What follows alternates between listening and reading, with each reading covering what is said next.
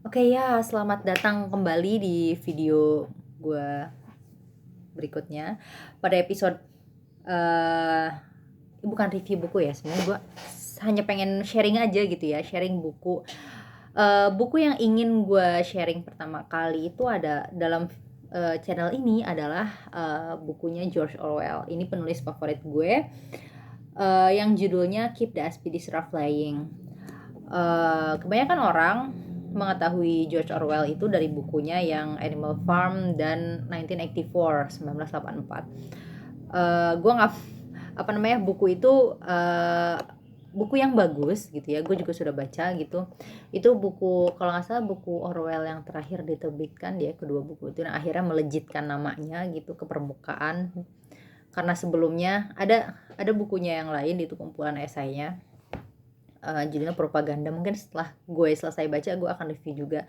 Di situ Orwell sempat cerita kalau dulu waktu dia awal-awal berkarir sebagai penulis di Paris, baik itu di Paris dan London gitu ya, nggak ada, maksudnya nggak ada orang yang akhirnya benar-benar mengetahui dia gitu, kayak akhirnya namanya belum sesanter sekarang gitu, yang mana setelah dia meninggal gitu, setahun setelah dia meninggal, namanya akhirnya baru santer gitu, dan baru akhirnya banyak orang yang membaca karya-karyanya gitu. Nah, Keep the Aspidis Flying ini adalah salah satu karya awal-awal George Orwell yang mengisahkan tentang seseorang bernama Gordon Comstock berjuang untuk melawan money god atau dewa uang ya di bahasanya di buku ini. Berjuang melawan dewa uang. Jadi dia tuh menentang, apa ya ibaratnya, mungkin gue bisa bilang kalau dia mau menentang kapitalisme karena terlalu money oriented, terlalu berorientasi pada uang gitu, yang mana Gordon itu nggak suka hal tersebut. Nah, gue berpikir di sini Gordon itu adalah seorang sosialis, tapi sosialis yang dia tuh pengen mempraktekkan sosialisme tersebut gitu. Jadi kayak dia tuh mau menunjukkan kepada dunia bahwa sosialisme itu adalah sebuah praktek, bukan hanya sekedar apa namanya, sekedar konsep gitu. Ada salah satu quotes dari buku ini yang gue tuh suka, bukan quotes sih sebenarnya, lebih kepada adegan gitu ya, adegan di skenario lah gitu ya, plot mungkin, di buku ini yang gue tuh suka. Waktu Gordon dan Rafflestone, jadi Gordon itu punya teman namanya Rafflestone. Rafflestone ini adalah seorang pemilik media ibaratnya gitu ya. Rafflestone ini dia pemilik media anti-kris, jadi itu media progresif gitu ya ibaratnya, yang dia sering memuat esai-esai gitu ya. Gue nggak tahu ini akan sama apa enggak, tapi gue ngebayangin anti-kris itu seperti Jacobin. Kalau teman-teman pernah baca, ada majalah, bukan majalah sih, iya dia majalah juga dari New York, namanya Jacobin Magazine. Dia ada webnya, dia juga suka memuat esai-esai sosialisme gitu ya, dan di Twitternya juga jelas-jelas gitu tertulis kalau mereka itu tuh arusnya tuh sosialis gitu, ideologi sosialis. Nah, gue ngebayangin antikris itu seperti Jacobin gitu ya ibaratnya, eh apa, memuat esai-esai sosialisme gitu-gitu, dan Gordon kerap kali menulis untuk menyumbang tulisan di situ. Dan si Rafflestone ini tuh dia tuh karena jiwa sosialismenya gitu ya ibaratnya, dia akhirnya yang ACC aja gitu, apa namanya, tulisan dari penulis-penulis yang dia tuh tahu kalau penulis ini tuh butuh duit gitu. For the context, kehidupan Rafflestone ini berbeda dari Gordon gitu. Kalau Gordon ini Gordon ini adalah seorang yang lahir dari keluarga Comstock, di mana keluarga Comstock itu di buku ini dikisahkan sebagai keluarga yang dia itu punya nasib yang nggak mujur-mujur amat gitu ya, dan dia lahir sebagai miskin gitu ya, sebagai orang miskin gitu. Rafflestone ini dia itu kaya, dia tuh punya uang, dia punya penghasilan yang layak gitu ya. Kok nggak salah diceritainnya tuh 8.000 pound per tahun apa, I don't know, gue samar-samar meskipun gue Meskipun gue baru menyelesaikan buku ini minggu lalu, tapi gue samar-samar sih ingatnya kayak itu kan detail-detail kecil ya.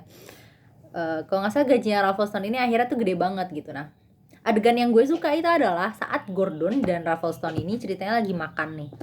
Nah, yang ngajak makan tuh Raffleston gitu. Nah, Raffleston itu pengen bayarin makan, cuman Gordon itu berpikir kalau enggak, gue tuh nggak boleh ditraktir gitu ibaratnya.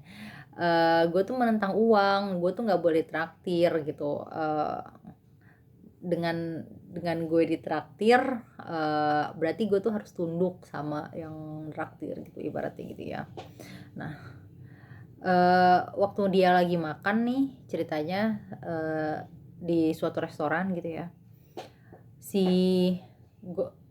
Gordon ini sering mengoceh gitu ya tentang ideologi yang dia anut gitu, kalau betapa uang itu adalah suatu hal yang dipuja-puja oleh orang, dan dia tuh gak suka orang tuh memuja uang gitu, orang tuh harus sosialis bla bla bla bla bla, harus bisa lepas dari kehidupan uang seperti ini.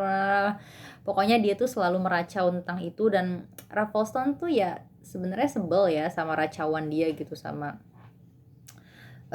celotehan dia tentang hal tersebut, tapi ya udah gitu didengerin aja gitu. Nah, terus Raffleston bilang gini ke si Gordon, kamu udah baca Marx belum gitu, dia juga ngomongin sosialisme loh gitu.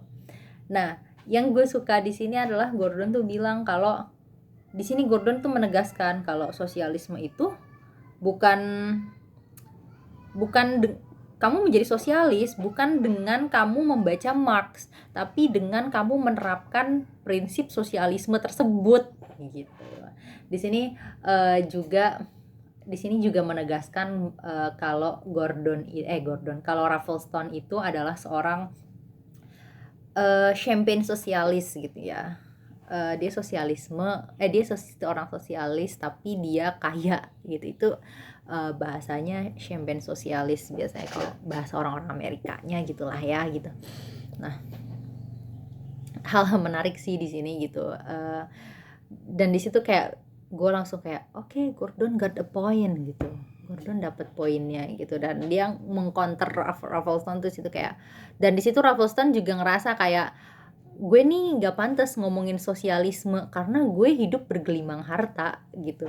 Gue tuh nggak, Gordon orang yang lebih pantas ngomongin sosialisme menurut gue, karena Gordon ini hidup dengan sistem tersebut gitu, berusaha hidup dengan nilai-nilai tersebut, dengan dia hidup miskin lah bla bla bla gitu ya. Nah, buku ini menceritakan juga tentang tentang dinamika kehidupan Gordon dalam masyarakat kapitalisme, bagaimana akhirnya dia itu berusaha gitu memegang prinsipnya, dan akhirnya terus digoyahkan gitu ya oleh kapitalisme yang menggoncangkan ideologinya gitu. Menarik gitu, bagus. Cuman kalau kamu itu adalah seorang fans George Orwell, kamu akan bisa baca kemana arah plotnya gitu ya. Karena buku-buku George Orwell itu biasanya plotnya tuh sama gitu. Pertama pemberontakan, terus maksudnya prolognya itu pemberontakan, terus alur isinya itu adalah perjalanan dalam pemberontakan tersebut. Di akhirnya itu akan ada bargaining, dan buku ini pun seperti itu gitu. Sama kayak Animal Farm dan 1984. Kalau teman-teman udah baca George Orwell yang itu juga, pasti awalnya juga gitu, awalnya pemberontakan terhadap sistem, tengahnya isinya itu adalah perjalanan dia melawan sistem, dan akhirnya itu adalah bagaimana si orang ini akhirnya berdamai dengan sistem gitu. Akhirnya tetap sistem yang berlaku yang menjadi pemenang gitu. Namun yang jadi poinnya adalah kritik Orwell untuk sistem tersebut gitu. Nah, di akhir buku ini juga mengisahkan tentang bagaimana akhirnya bagaimana akhirnya Gordon berdamai dengan dewa uang gitu kan. Akhirnya dia yang awalnya dia menolak pekerjaan layak gitu kan, akhirnya dia kembali punya pekerjaan layak gitu. Dan kenapa Aspidistra Dan gue juga awalnya kayak selama membaca buku gitu bertanya-tanya kenapa Spidistra gitu yang harus diangkat jadi judul gitu.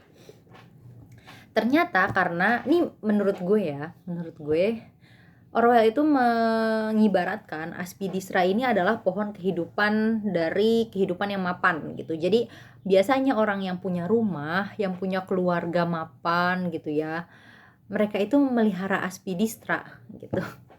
Jadi dengan dia dan dia tuh di sini juga awalnya Gordon Comstock itu diceritakan sebel ya sama Aspidistra, tapi akhirnya di akhir dia berdamai dengan Aspidistra tersebut, yang menandakan dia juga sudah berdamai dengan sistem yang sudah ada dan berlaku gitu ya. Dengan akhirnya dia beli apartemen gitu kan, dia mulai kehidupan baru, dia berkeluarga gitu ya, dia punya istri gitu kan, terus mulai punya anak, dan akhirnya dia mengibarkan Aspidistra di flatnya tersebut gitu. Buku ini bagus, sekali lagi berkali-kali gue bilang bagus karena menceritakan tentang bagaimana akhirnya orang itu nggak bisa kalah sama kapitalisme itu selalu menang. Menurut Orwell dalam kritiknya, kapitalisme itu akhirnya ujung-ujungnya selalu menang, tapi bagaimana akhirnya orang itu punya spirit untuk mengamalkan sosialisme, itu adalah hal yang lain gitu.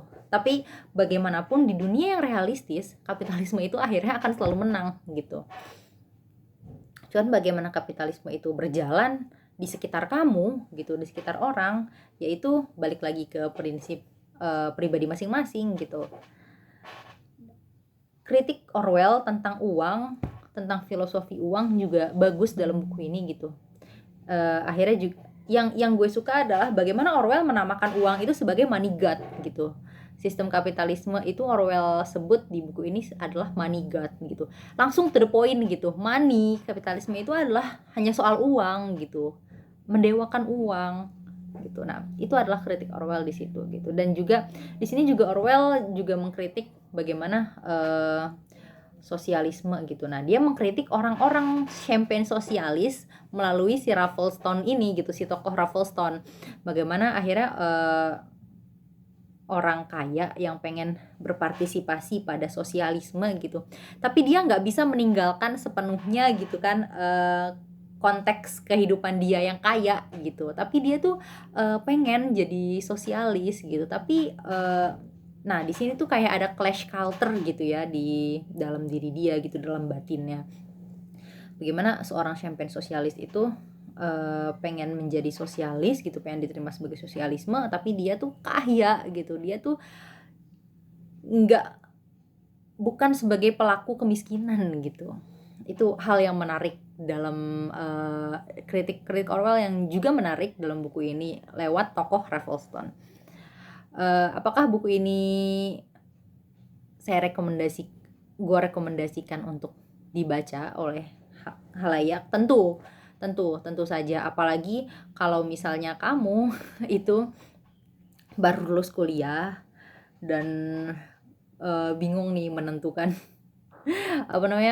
menentukan career path ya, menentukan jejak karir, atau menentukan abis ini gue mau kemana nih gitu. Nah, jujur secara pribadi buku ini punya ikatan personal ya bagi gue, karena buku ini juga gue beli pakai uang hasil menulis gitu ya. Waktu itu gue ikut project penelitian, gue bikin tulisan gitu kan, terus dapat uang yang nggak seberapa seperti yang Gordon lakukan gitu.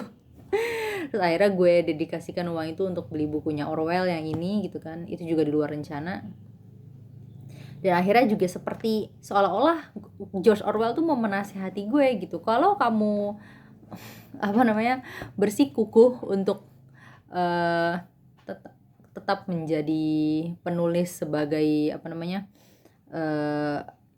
kayak yang Gordon Comstock ini lakukan gitu, nyari pekerjaan yang nggak layak gitu, maksudnya dengan upah yang nggak layak gitu. Terus juga istilahnya ini kan Gordon Comstock tuh masuknya tuh kalau di ini istilahnya pekerja prekariat ya, pekerja prekariat yang nggak pasti gitu, yang kepastiannya nggak terjamin gitu.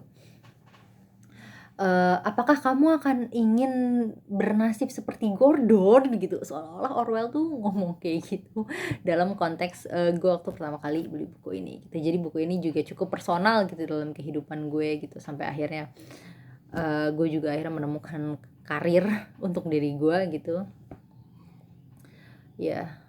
Buku ini bagus, layak untuk dibaca, sangat saya rekomendasikan dan sebaiknya kamu baca sampai akhir. Oke, sekian review dari saya. Apa kamu udah baca buku ini? Kalau kamu udah baca buku Keep the Aspidistra Flying dari George Orwell, atau mungkin baca buku George Orwell yang lain, atau mungkin kesan-kesan kamu tentang George Orwell, bisa tinggalkan di kolom komen. Nanti kita bisa berinteraksi, ngobrolin Orwell di situ. Oke, sekian. Baik, terima kasih. Sampai jumpa di video selanjutnya. Dadah.